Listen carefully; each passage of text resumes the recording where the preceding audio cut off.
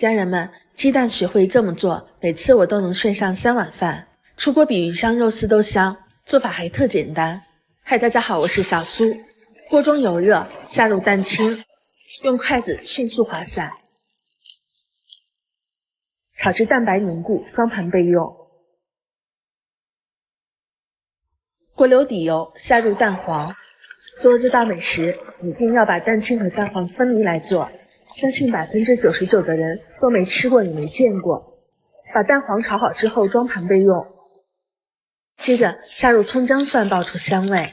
好吃的關鍵是準備一小袋過期馬特鮮香蝦醬，他們家用到的都是南極磷鮮蝦，吃起來不鹹也不臭，味道剛剛好。